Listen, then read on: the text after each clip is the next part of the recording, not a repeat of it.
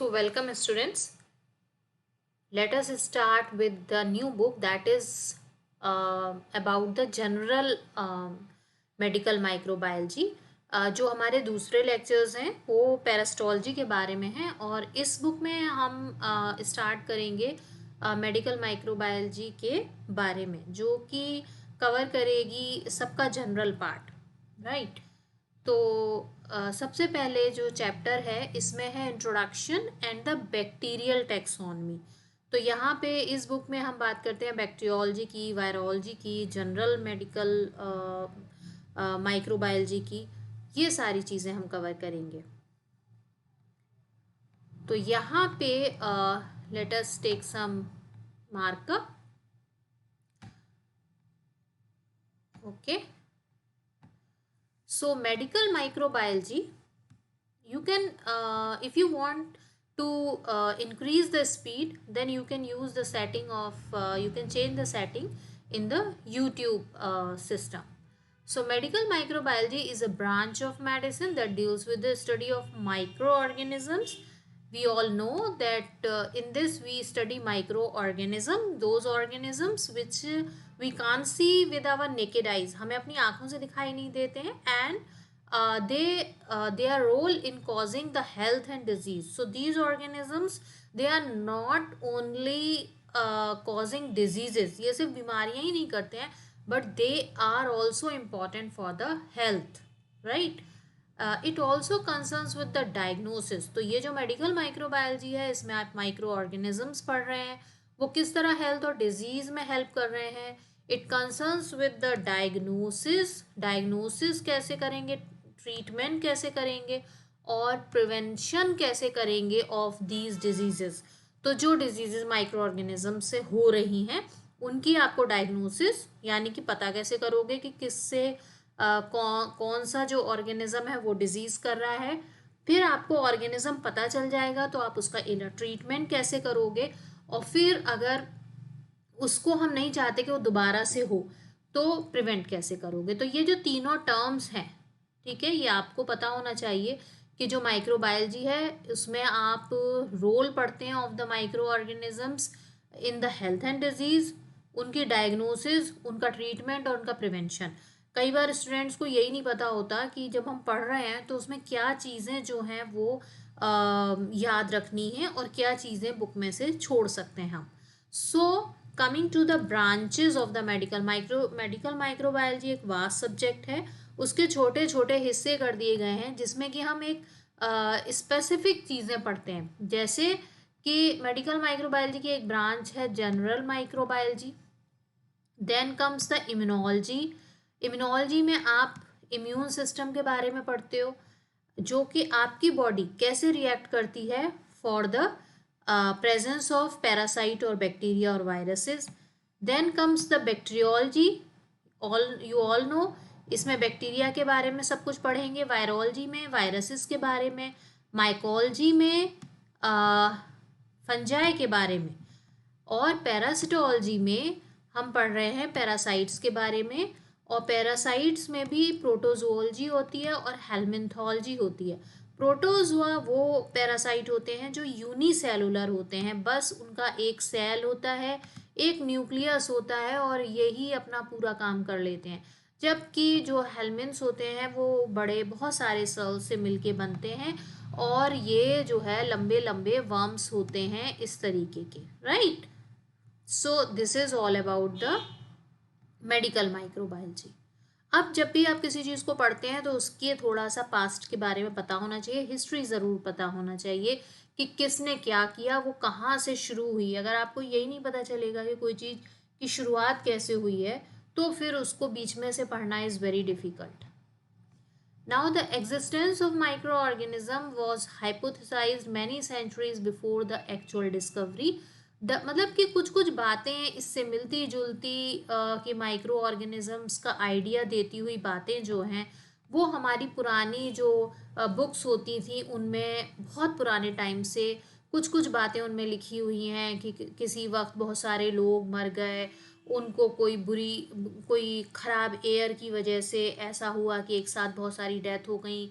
इस टाइप के बहुत सारे किस्से कहानियाँ इन बुक्स में लिखे हैं जो इससे रिलेटेड हैं, बट डायरेक्टली वो ये चीज़ें नहीं बताते हैं कि कोई माइक्रो ऑर्गेनिज्म नाम की या किसी ने देखा हो उसको। तो जो टीचिंग ऑफ महावीरा है उसके अंदर भी है, जो कि 6th सेंचुरी BC, उस बिफोर क्राइस्ट है ना, तो तब दी हुई है। एक जो पॉस्टुलेशंस वेरो और Columella who name the invisible organism, उन्होंने कहा कि कुछ ना कुछ तो है, पर और उसको उन्होंने एनिमेलिया माइन्यूटा नाम दिया। इस तरह के कुछ अटेम्प्ट्स जो हैं वो पुरानी बुक्स के अंदर भी लिखे हुए हैं। कंट्रीब्यूटर्स जो नॉर्मली जो साइंटिस्ट थे जिन्होंने शुरुआत की और पता लगाने की कोशिश की कि हाँ कुछ कुछ इस तरह के छोटे छोटे ऑर्गेनिजम्स हैं which can cause disease and we are unable to see them with the eyes. ये कैसे पता चला कि एंटोनी फिलिप्स वैन ल्यूवेनहॉक, इनका आपने काफ़ी नाम सुना होगा, और इनका ये जो 1676 के टाइम से इन्होंने अपना काम शुरू किया, और ही वॉज फर्स्ट साइंटिस्ट। ठीक है, तो ये पहले साइंटिस्ट थे जिन्होंने कि बैक्टीरिया को ऑब्जर्व किया और दूसरे ऑर्गेनिजम्स को ऑब्जर्व किया। So he was the first scientist who observe bacteria and other micro organisms. और ल्यूवेनहॉक जो थे उनके पास सबसे पहले उन्होंने एक single lens microscope, single lens type का ही था, और इससे उन्होंने जब कोई सैंपल देखा तो उसके अंदर उनको क्या मिला, छोटे छोटे ऑर्गेनिजम्स दिखाई दिए, और इसलिए इन्होंने लिटिल एनिमल क्यूल्स उनका नाम दिया, और सबसे पहले साइंटिस्ट बने जिन्होंने ऑब्जर्व किया लेंस के अंदर जो चीज़ें वैसे नॉर्मली दिखाई नहीं दे रही थी, पर जब लेंस लगाया तो उनको छोटे छोटे ऑर्गेनिजम्स उसके अंदर नज़र आए। तो यहाँ से शुरुआत होती है ये जो आपकी 17th सेंचुरी से। ठीक है, जब 1676 है तो this will be called as 17th century, right. तो he name this organisms as little animal cubes. फिर अब जो सेकंड थे वो एडवर्ड जेनर थे। साइंटिस्ट बहुत थे मगर कुछ कुछ जो जिनके बारे में जानना ज़रूरी है। Edward Jenner he develop the first vaccine. तो ये अब आपकी जो 18th सेंचुरी के बारे में बात कर रहे हैं, नेक्स्ट सेंचुरी में उन्होंने पहली वैक्सीन बनाई। ठीक, द स्मॉल पॉक्स वैक्सीन।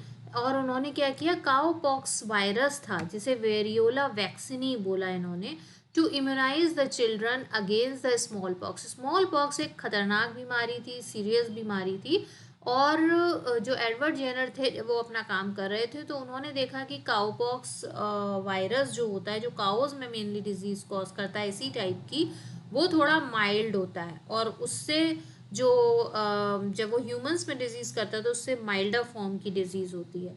तो इन्होंने क्या किया कि इन्होंने इस काउपॉक्स वायरस का इस्तेमाल करते हुए जो चिल्ड्रन थे उनको इम्यूनाइज किया, उनके अंदर डाला, और उन्होंने देखा कि ऐसा करने पे जब इसको डाला जाता है तो जो पेशेंट है उसके अंदर स्मॉल पॉक्स नहीं होता है फिर।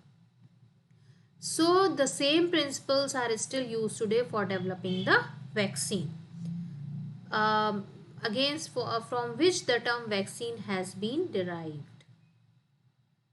लुइस पास्चर, उसके बाद जो ये बहुत इंपॉर्टेंट रोल प्ले करते हैं और इनके बारे में क्वेश्चंस बहुत पूछे जाते हैं। तो microbiology developed as a scientific discipline from the era of Louis Pasteur. इनका यहाँ से यहाँ तक का टाइम है। Now it is gradually you can see कि ये 16th सेंचुरी में 17th सेंचुरी में बात कर रहे थे लुइस पास्चर। उसके बाद जो एडवर्ड जेनर का काम है वो 18th सेंचुरी के अराउंड है, और उसके बाद 19th सेंचुरी के बारे में है लुइस पास्चर का काम। और सबसे इम्पॉर्टेंट बात क्या है कि ये फादर ऑफ माइक्रोबायोलॉजी कहलाते हैं। ही was the professor of chemistry के एक प्रोफेसर थे। तो ये बहुत ज़्यादा जो उन्होंने काम किया था वो फर्मेंटेशन पे काम किया हुआ था, और जब फर्मेंटेशन में क्योंकि बैक्टीरिया का रोल था तो इनका जो इंटरेस्ट था वो उस तरफ झुक गया। जो काम करते करते अपना केमिस्ट का इनका जो इंटरेस्ट था वो बैक्टीरियोलॉजी में ज़्यादा चला गया। तो इनके जो कंट्रीब्यूशंस कि इन्होंने क्या क्या काम किया माइक्रोबायोलॉजी में पूछा जाता है, वो बहुत पूछा जाता है और ये आपको याद रखना चाहिए। ठीक, तो उन्होंने he had propose the principles of fermentation कि जब प्रिजर्वेशन करना होता है फूड का तो उसमें फर्मेंटेशन किस तरीके से इन्वॉल्व होता है।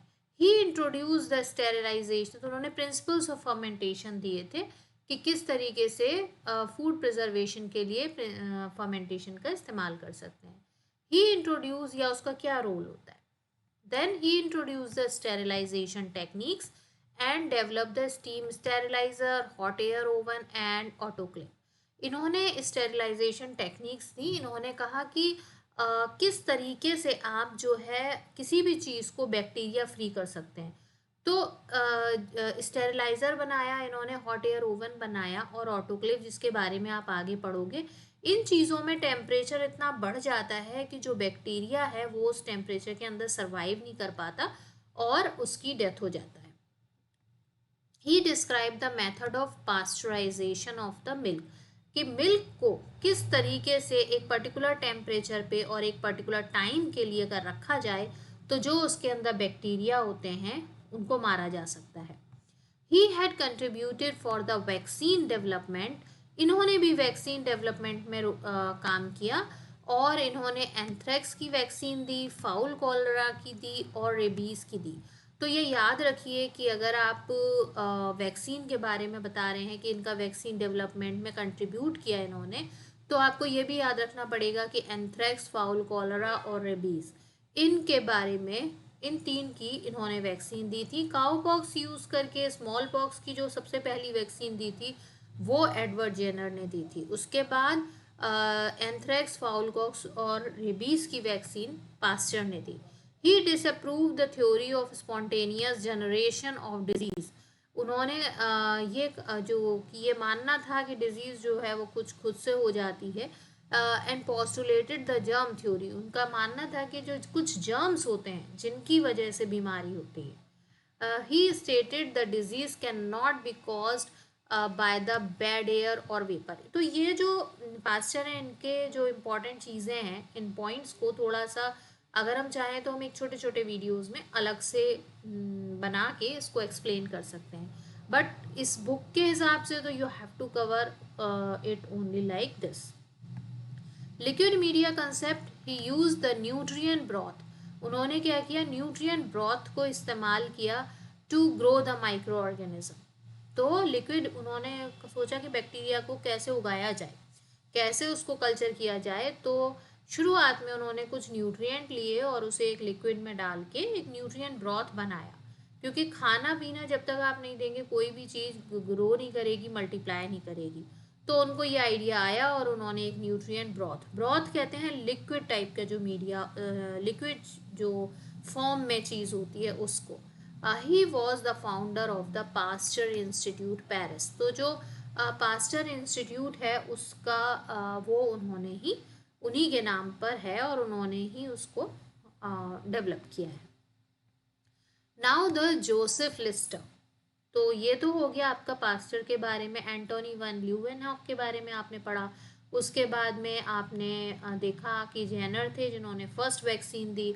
उसके बाद आपने देखा कि जो पास्चर थे उन्होंने बहुत सारी चीज़ें दी, वैक्सीन्स बनाई, जर्म थ्योरी को उन्होंने जर्म थ्योरी निकाली और डिसअप्रूव किया स्पॉन्टेनियस जनरेशन ऑफ डिज़ीज़ को। और उसके बाद आप यहाँ पे देखेंगे कि स्टेरिलाइजेशन टेक्निक्स थी, पास्चराइजेशन। तो 2 चीज़ें तो आप उनके नाम से ही याद रख सकते हैं, पास्चराइजेशन ऑफ मिल्क और ये। इस पे शॉर्ट नोट ज़रूर आता है और इस पे कई बार MCQs भी पूछे जाते हैं। तो you must know about this and we can make a different video so that कि इन पॉइंट्स को उसमें थोड़ा अच्छे से एक्सप्लेन कर दिया जाए। Joseph Lister in 1867 is considered to be the father of the antiseptic surgery। ये एक बहुत इम्पॉर्टेंट रोल प्ले करता है यहाँ पे। He had observe that post operative infection, जब उस समय में इन्फेक्शंस किए जाते थे तो क्या होता था कि जो घाव होता था उसमें बहुत ज़्यादा इन्फेक्शन हो जाते थे। तो उन्होंने क्या किया कि डाइल्यूटेड कार्बोलिक एसिड को यूज़ किया during surgery to sterilize the instruments and clean the wounds, और उससे उन्होंने देखा कि जब अगर ऐसा किया जाता है तो इन्फेक्शन कम हो जाता है। इट मीन्स कि कुछ ना कुछ इस चीज़ में है, या कुछ ना कुछ ऐसी चीज़ है जिसकी वजह से कि इन्फेक्शन बाद में जो है घाव के अंदर वुंड्स हो जाते हैं। तो इन्होंने कार्बोलिक एसिड का इस्तेमाल करते हुए काफ़ी जो है सर्जरी में जो इन्फेक्शन और जो घाव पक जाता था उसको कम किया। ये सारे जो आप साइंटिस्ट हैं वो आप देख सकते हैं, एंटोनी वैन ल्यूवेनहॉक, बी आपके लुइस पास्चर, रॉबर्ट कॉक हैं ये, और उसके बाद ये पॉल हर्लिक। अब रॉबर्ट कॉक के बारे में आपको जो जानना है वो ये है कि ये भी इनको मॉडर्न माइक्रोबायोलॉजी का फादर ऑफ मॉडर्न माइक्रोबायोलॉजी बोलते हैं। Robert Koch provided remarkable contributions to the microbiology. इन्होंने क्या किया, जो पास्चर थे उन्होंने न्यूट्रिएंट ब्रॉथ बनाया था, पर इन्होंने सॉलिड मीडिया का इस्तेमाल किया, वो सॉलिड होता था, और जब उस पे आप कल्चर करते हैं ना तो एक एक कॉलोनी अगर मिक्सचर ऑफ बैक्टीरिया है तो वो अलग अलग करके ग्रो हो जाते हैं, पर लिक्विड के अंदर सारे मिक्स होते हैं और आइडेंटिफिकेशन नहीं हो सकती कि कौन सा बैक्टीरिया किससे अलग है।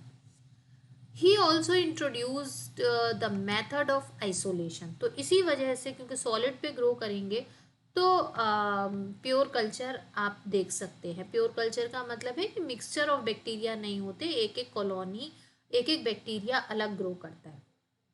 ही described hanging drop method for testing motility. एक हैंगिंग ड्रॉप मेथड होता है जहाँ पे कि हम ड्रॉप का इस्तेमाल करते हैं, और उसमें अगर बैक्टीरिया है तो वो लिक्विड के अंदर माइक्रोस्कोप में मूव होता हुआ दिखाई देता है। उससे ये पता चलता है कि बैक्टीरिया क्या मूव करने वाला है या एक जगह पड़े रहने वाला है, मोटाइल है या नॉन मोटाइल है।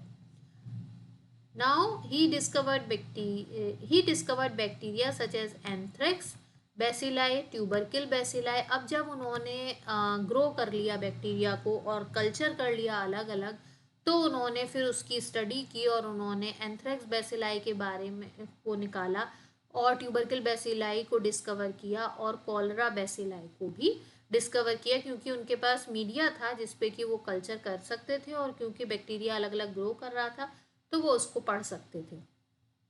ही इंट्रोड्यूस्ड स्टेनिंग टेक्निक्स। फिर उन्होंने बैक्टीरिया को जब पढ़ना चाहा तो ऑब्वियसली उनको कुछ ऐसी स्टेन चाहिए थी जिससे कि वो उसको कलर करके देख पाते, तो उन्होंने स्टेनिंग टेक्निक्स निकाली by using the aniline dyes. उसके बाद कॉक्स फिनोमेना एक इम्पॉर्टेंट चीज़ है जो पूछा जाता है। Robert Koch observe the guinea pigs कि अगर उनमें पहले से ट्यूबरकिल बैसिलस होता है तो वो बहुत तेज़ एक हाइपर सेंसिटिविटी रिएक्शन दिखाते हैं when injected with tubercle bacilli या उसका प्रोटीन। तो since then this observation was called Koch's phenomena, कि अगर पहले से ट्यूबरकिल बैसिलाई से इन्फेक्टेड होते हैं गिनी पिग, तो जब उनमें वही एंटीजन दोबारा से डाला जाता है तो उनके अंदर एक बहुत तेज़ रिएक्शन होता है जिसको कि पढ़ा जा सकता है, और इसे हम कॉक्स फिनोमेना बोलते हैं। कॉक्स पोस्टुलेट्स क्या है, तो देखिए ये तो है फिनोमेना और ये हैं postulates. Robert Koch had postulated that microorganism can be accepted as the causative agent। ये एक इम्पॉर्टेंट बात है, और उन्होंने कहा कि 4 क्राइटेरिया दिए। उन्होंने कहा कि ठीक है, अगर मैं ये कह रहा हूँ कि ये जो बीमारी है वो इस पर्टिकुलर बैक्टीरिया ने की है, तो मैं ऐसे कैसे कह सकता हूँ कि इसी बैक्टीरिया ने की है, कुछ तो खासियत होनी चाहिए, कुछ मुझे प्रूव करना चाहिए, तभी हम ये कह सकते हैं कि ये जो बीमारी है वो इस बैक्टीरिया की या इस वायरस की वजह से हो रही है। उसके लिए आपको क्या प्रूव करना पड़ेगा कि जो पहला पोस्टुलेट है, जो पहली बात उन्होंने कही कि माइक्रो ऑर्गेनिज्म जो होना चाहिए वो माइक्रो ऑर्गेनिज्म उस जगह पे लीजन, मतलब कि जो भी बीमारी है उसमें अगर कोई घाव बनता है, फुंसी बनती है, छाला बनता है, तो उसको हम लीजन कहते हैं। ठीक है, that is called as lesion. कि क्या चीज़, क्या घाव बन रहा है या कहीं पे दाग हो गया है, तो वो जो चीज़ होगी that is called as lesion of that particular disease. तो micro organisms should be constantly, हमेशा वहाँ पे मौजूद रहने चाहिए. It should be possible to isolate the organism in the pure culture from the lesion of the disease. ठीक है, तो एक तो वो हमेशा वहाँ पे रहना चाहिए. दूसरा, जब हम उसको कल्चर करने की कोशिश करें सॉलिड मीडिया पे, अगर हम सैंपल लें और सैंपल पे को उस सॉलिड मीडिया पे लगा दें, तो दूसरे दिन हमको उस प्लेट पे कुछ बैक्टीरिया ग्रो करना चाहिए. Same organism must result when the isolated micro organism is inoculated.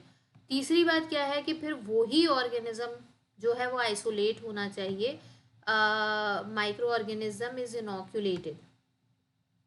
ठीक है, अगर वही डिजीज जब हमने ये ग्रो किया तो हमारे पास ऑर्गेनिज्म आया, इस ऑर्गेनिज्म को हमने दोबारा से उस एनिमल के अंदर डाल दिया, और जब हमने डाला तो हमारे पास वही डिजीज आई जो कि पहले वाले एनिमल में थी.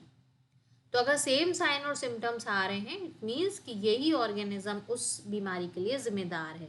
और फिर क्या होना चाहिए, इट शुड बी पॉसिबल कि ये भी होना चाहिए कि जब दूसरा एनिमल जिसके अंदर वो बीमारी आई, हम फिर से उसके सैंपल से निकालते हैं और फिर से उसको सॉलिड मीडिया पे अगर कल्चर करें, तो जो पहले वाले के में से कल्चर होके आया था और जो दूसरे वाले के से कल्चर हुआ है, वो दोनों सेम होने चाहिए.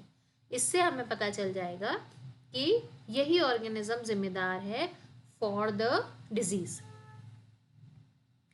उसके बाद में एन एडिशनल फिफ्थ क्राइटेरिया, बाद में जो है एक और जोड़ा गया कि जो एंटीबॉडीज हैं टू द पॉजिटिव ऑर्गेनिज्म, उस ऑर्गेनिज्म की जो एंटीबॉडीज होनी चाहिए वो पेशेंट के सीरम के अंदर होनी चाहिए.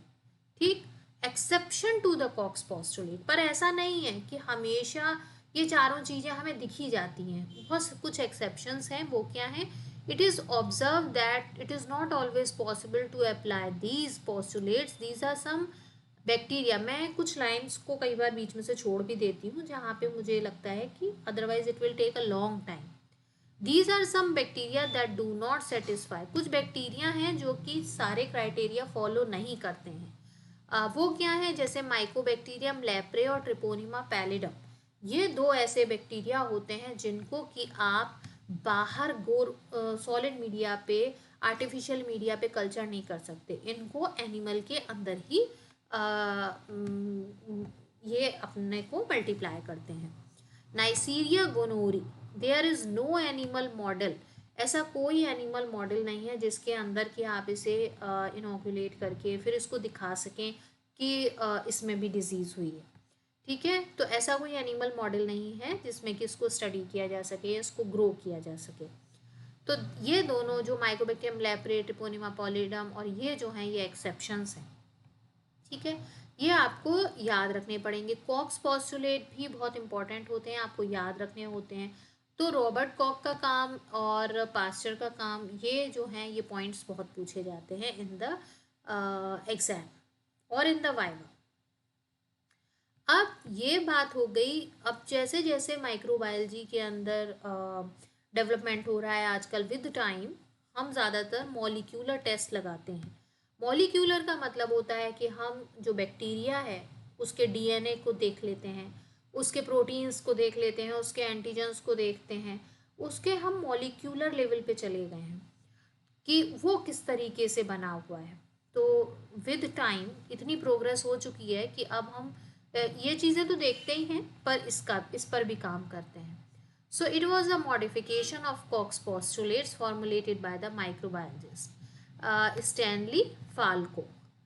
He stated कि जो जीन है, ठीक है, जो कोडिंग फॉर विरुलेंस, जो भी जीन है जिस पैथोजेनिक ऑर्गेनिजम्स का that contributes to the disease should satisfy all the criteria of the Koch's postulates rather than the microorganism itself. उनका ये मानना था स्टैनली फाल्को का. उन्होंने कहा कि जो चीज़ एक बैक्टीरिया फॉलो करता है कि हमने पहले वाले एनिमल में से निकाला, दूसरी जगह कल्चर किया, फिर उसको बैक्टीरिया को हमने दूसरे में डाला और फिर हमने उसे कल्चर किया. वहाँ पे पुराना ज़माना था तो हम कल्चर कर रहे थे. यहाँ पे हम जीन की स्टडी कर रहे हैं कि उस बैक्टीरिया, उस सैंपल के अंदर वो जीन होना चाहिए पहले वाले आदमी के अंदर. फिर जब वो जीन निकालें तो उसको हम मॉलिक्यूलर स्टडी करें तो वो जीन जो है वो हमें पता चल गया कि कैसा है क्या है. फिर यही बैक्टीरिया जब हम दूसरे बंदे में डालें तो वही डिजीज़ आए, और उसके बाद फिर वही जब हम उसकी टेस्टिंग करें सैंपल की तो वही जीन दिखना चाहिए। तो virulence trait under study should be associated much more with pathogenic strains of the species than with the non pathogenic strains। तो उन्होंने कहा कि जो virulence trait है, virulence trait का मतलब है कि जो बीमारी करने की जो उनकी काबिलियत है, वो पैथोजेनिक स्ट्रेन्स जो होती हैं, हर हर बैक्टीरिया की सारी स्ट्रेन्स पैथोजेनिक नहीं होती हैं। तो जो भी पैथोजेनिक स्ट्रेन है उसके अंदर ये विरुलेंस ट्रेट यानी कि वो जीन होना चाहिए। Inactivation of the gene associated with the suspected virulence trait should substantially decrease pathogenicity. अगर हम उस जीन को इनएक्टिवेट कर दें तो हमें जो पैथोजेनिसिटी है वो कम हो जानी चाहिए, यानी कि बीमारी पैदा करने की ताकत भी कम हो जानी चाहिए। Replacement of the mutated gene with the normal wild gene should fully restore the pathogenicity. तो थोड़ी डिफरेंट वे में इन्होंने इसको प्रेजेंट किया। इन्होंने कहा है कि अगर जो आपने जीन जिसे इनएक्टिवेट कर दिया था तो बीमारी कम हो गई थी, अगर आप उसे फिर से एक एक्टिवेटेड या नॉर्मल वाइल्ड जीन के साथ रिप्लेस कर दें तो वो फिर से क्या होना चाहिए, सेम टाइप की विरुलेंस उसके अंदर आ जानी चाहिए और वो से उतना ही पैथोजेनिक हो जाना चाहिए। The gene should be expressed at some point during the infection and disease process. तो जो जीन है वो अपने को एक्सप्रेस करना चाहिए, यानी कि वो जीन से जो भी प्रोटीन या जो भी चीज़ें बनती हैं वो कहीं ना कहीं डिजीज प्रोसेस के वक्त में मौजूद होनी चाहिए बॉडी के अंदर। Antibodies or immune system cells directed against the gene product should protect the host. Antibodies और immune system cells जो कि उसके अगेंस्ट में बनते हैं वो हमें मिलने चाहिए। तो ये जो है ये मॉलिक्यूलर कॉक्स पोस्टुलेट्स हैं, पर इसका मतलब ये नहीं है कि इसकी जो लैंग्वेज है वो थोड़ी डिफरेंट है, and you should know and understand it just by reading it carefully. तो अगर आप धीमे धीमे इसको पढ़ेंगे तो आपको समझ में आ जाएगा। So this was all about the Robert Kock, ठीक है। और आपने ल्यूवेनहॉक के बारे में हमने बहुत ज़्यादा नहीं पढ़ा। रॉबर्ट कॉक ने, पास्चर ने काफ़ी काम किया है, इनके बारे में थोड़ा हमको आपको ज़्यादा पता होना चाहिए। उसके बाद जो पॉल अर्लिक थे, जिसको कि हम नेक्स्ट वीडियो में लेंगे, उन्होंने क्या किया था, उन्हें फादर ऑफ कीमोथेरेपी किया जाता है। इनका जो काम है वो थोड़ा इम्यूनोलॉजी की तरफ ज़्यादा है। तो ये जो आगे के साइंटिस्ट हैं, that these scientist about these scientist we will cover in the next video. So till then you just keep on revising these things and try to listen just by rewinding the video again and again. I hope कि उससे जो है थोड़ा सा कहीं पे point आपको अगर क्लियर नहीं है तो हो जाएगा। And if you find any problem then you just go and write in the comment box and I will tell you. Okay, so till next video, just take good care of yourself, keep enjoying yourself and revise, keep revising. Okay.